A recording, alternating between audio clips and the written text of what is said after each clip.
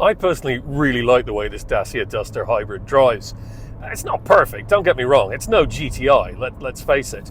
But I think you can kind of get a sensation of Dacia's desire to compete with Jeep in the way the Duster drives. It kind of has a sort of peppy, springy, almost bouncy kind of up and at 'em feeling that if you just get into the vibe of it, it's really quite enjoyable. Now that does mean you've got quite light steering that does feel a bit disconnected from the front wheels, and it does lean over a bit in corners.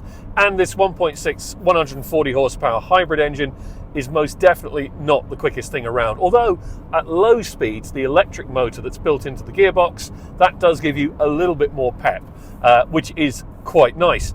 It is very economical though. Dacia claims around 5 to 5.1 litres per 100 kilometres fuel economy.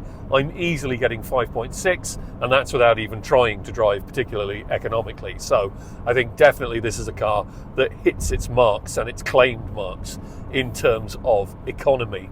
The downside is that the ride is quite firm.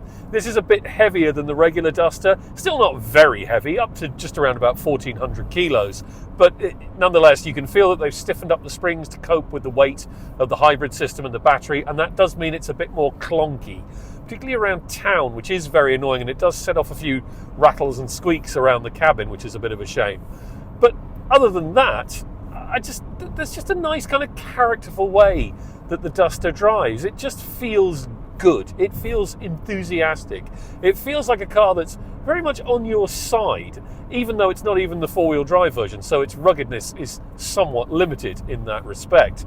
Wind noise and tyre noise are reasonably well under control. You do have to turn up the stereo a bit when you're driving if you want to hear audiobooks or podcasts, but as an all-rounder, it's just really, really impressive. I would much rather have this Duster than, well, pretty much any other comparable mid-sized compact SUV hybrid. It's a car that just works. It's functional, it's kind of anti-cool, anti-fashion, it's made beige great again.